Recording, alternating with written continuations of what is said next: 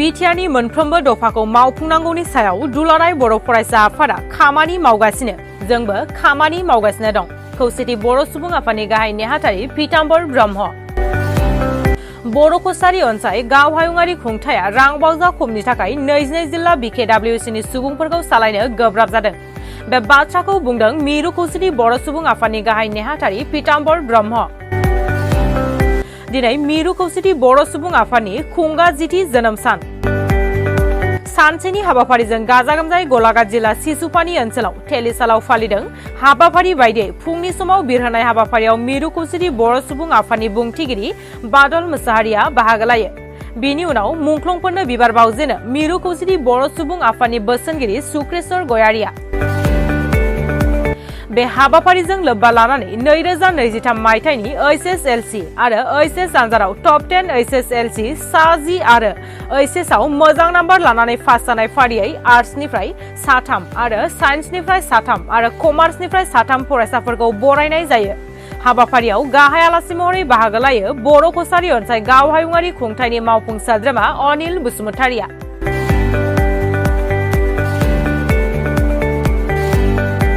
खौसेथि बर' सुबुं आफादनि 10थि गायसन सान बे गायसन सानखौ प्रत्येक बोसोरावनो जोङो मिरुयै बबेबा मोनसे जिल्लानि सिङाव जों फालिबाय थाबोदों। देग्लायबो जोङो खौसेथि बर' सुबुं आफादनि 10थि गायसन सानखौ गलाघाट जिल्लानि सिङाव थानाय नैबे टेलिसालाव जोङो सानसेनि हाबाफारि लानानै खुंदों। इतिमध्य जोंना माखासे हाबाफारि जालांबाय। सेथि हाबाफारियाव फिरफिला बिरहोनाय, बे फिरफिला बिरहोनाय हाबाफारिनि उनाव मुंख्लंफोरनिसिम दाहा फोरमायनाय एबा बिबार बावनाय बे हाबाफारियाबो जोंना जानानै थांदों। जोङो थांनाय बोसोरनिफ्राय मोनसे हाबाफारि लादों जे जायफोर जिल्लायाव खौसेथि बर' सुबुं आफादनि जिल्ला आफादफोर दङ, बे जिल्ला आफादफोरनि बेन्दोङाव थानाय जोंनि मिरुनि बेन्दोङाव थानाय गासैबो जिल्लाफ्राव जोङो रोंगौसा फरायसाफोरखौ सायख'नानै जे बरायनाय हाबाफारि बेखौ लादों। एबारबो जोङो बरायदों। बिसेसके बर' बिजोंनि सा 10 मेट्रिक आनजादनि उथ्रिनाय फरायसा, बिनि उनाव बर' फरायसा नाथाय गुबुन बिजोङाव फरायनाय बेबायदि सा 10 आरो हायार सेकेन्डारि आनजादाव उथ्रिनाय सा 10 फरायसाफोरखौ जोङो दिनै नैबे जोंनि गायसन सानजों लोब्बा लाखिनानै जोङो बरायदों। बेनि उनाव जोंहा मोनसे गेवलां मेल दसे उनाव जागोन। बे गेवलां मेलाव जोंहा गाहाय आलासि महरै बिटिआरनि मानगोनां बुंथिगिरि कातिराम बर' बिथाङा गाहाय आलासि महरै थागोन। बर' थुनलाइ आफादनि मानगोनां गाहाय नेहाथारि नीलकान्त गयारि बिथाङा जोंनि फिरफिला बिरहोनाय हाबाफारिनि जर'खा आलासिमोन। बिथाङा जोंजों बाहागो लादों। आरो बर' कसारी अनसाय गाव हायुङारि खुंथायनि मानगोनां डेपुटि CEM रमिय' नार्जारि बिथाङा जोंनि गेवलां मेलनि बेखेवगिरि आलासि महरै बाहागो लागोन।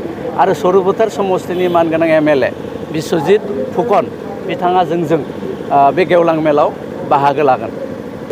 नायदो जे बबेबा मोनसे हारिनि मावनां हाबाया थि जाया, प्रब्लेमा गोदान गोदान सोमजियो आरो बे प्रब्लेमफोरखौ एबा बे समस्याफोरखौ सुस्रांनो थाखाय गोबां एजेन्डाफोर लानो गोनां जायो।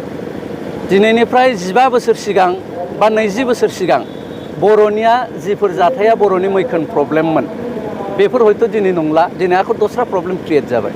थ' ओंखायनो आङो बुंनो थाङो जे खौसेथि बर' सुबुं आफादाबो जि समाव जों दाजादोंमोन 2014 मायथाइयाव, बे समनि जि थासारि आरो बे समनि बर'फोरनि मावनांगौ हाबानि जि डिमान्ड, बे डिमान्डआ दिनै 10 बोसोरनि उनाव एसे सोलायफैदों।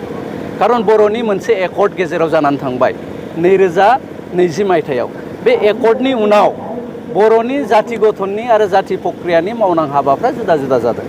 थ' बे टटेल हाबाफारिफोरखौ सेबखांनानै मावनो थाखाय खौसेथि बर' सुबुं आफादा जोङो अरायसम रेडि। बिसेसके आसाम सोरखारा जिखिनि खामानिखौ मावनानै होनांगौ बा भारत सोरखारा जिखिनि खामानिखौ मावनानै होनांगौ एकर्ड बायदियै बिथांमोना मावनानै होआखै जों बुंनांगोन। जे माखासे हाबाफारिखौ मावबाय, जेरै हमनानै ला बर'नि मोनसे काउन्सिल BKWC बेखौ जोनोम होबाय, खिन्थु जोनोम होनायानो जथेस्थ' नङा। जोनोम होनायनि उनावबो माखासे हाबाफारिफोर थायो, जेरै गामिखौ जोंना नटिफाइड होनानै समस्ति दानानै इलेक्सन प्रक्रियासिम लांनानै बेखौ गोजोर मोनसे सोरखार दानाय, जि समावनाखि जोंहा मोनसे गोहो गोनां एबा इलेक्टेड बडि फैगोन बे समा एसे गोबाव दंबावो दा ओंखायनो जों जोंनिफ्राय आसाम सोरखारनि सायाव खुद्रिनायखौ जों देखायबाय थादों थ' जोनोमल' होदों जायाखै दिनै गोबाङा गोबां प्रश्न खालामदों जोंहा फान्ड गैया गोबाङा सानो रायजो राजाफ्रा जे BKWSA मोनसे आबुं सरखार आरो बिथांमोनहा मोनसे फान्ड दङ मिसिं अट'नमास काउन्सिल बायदि जोंहा खिन्थु रां बावजा गैया जोङो मा मोनदों फाइनान्सियेल एड बे फाइनान्सियेल एडआ 13.5 crore खिन्थु जोङो एरियाखौ नाय मिसिं अट'नमास काउन्सिल होननानै बुङोबा मोनब्रै मोनबा जिल्ला खिन्थु जोंनि जि BKWSA 22टा जिल्ला थ' एरियाफ्रा गोबां थ' ओंखायनो जों जोंनिफ्राय होनबाय थादों आसाम सोरखारखौ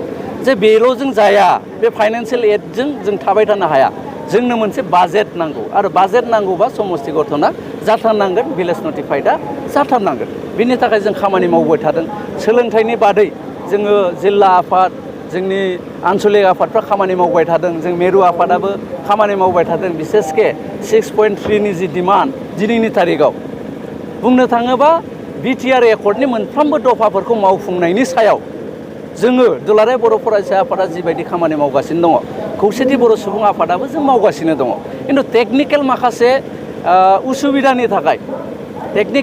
उसुबिदानि थाखाय जोङो दिनैसिमहालागै जोंनिफ्राय थांनाय समफ्राव खौसेथि बर' सुबुं आफादा जेरैबायदि मुभमेन्टनि खामानिफोर लादोंमोन हाबाफारिफोर लादोंमोन जों बेखौ लायाखै खिन्थु जोङो जोंनिफ्राय बुंगोन आसाम सोरखारखौ जोङो दा बुंदों जिहेथु जोङो नोंथांमोननि सायाव बिसास लाखिनानै दङ गतिके जोंनि बिसासखौ बायनो दाहो आरो जोंखौ धैर्यनि परिखा नायबाय थानाङा जों आसाम सोरखारखौ होनबाय थादों धैर्यनि परिखा जोंखौ लाबाय थानाङा जोङो फिसा फिसा हाबाफारि 500-600 गानि स्कुल प्रभिन्सियेलाइज खालामनांगौ आसाम सोरखारा बेखौनो खालामा बिनि अनगायै नायदो फरेस्ट राइट एक्ट जिथु एक्टआ मावजाथारनांगौ भारत सरकारनि गुबुन गुबुन जायगायाव मावबाय बेखौ मानो मावा फिसा खामानि भिलेज नटिफाइड खालामना होनाया फिसा खामानि मानो मावा नैबेफोरखौ लानानै जोंनिफ्रायबो बोराबनाया दङ खुद्रिनाया दङ जोङो आसाम सोरखारखौ स्पष्ट होनदों बेबायदि नितियाव थांबाय थायोबा जोंबो खौसेथि बर' सुबुं आफादा गाबोन समफोर जोंनि नितिखौ सोलायनानै आलादा रोखोमै जोंबो खामानि मावनो गोनां जागोन आरो बेबायदि खामानि मावनो गोनां जायोबा खिन्थु बिनि दाया आसाम सोरखारानो जागोन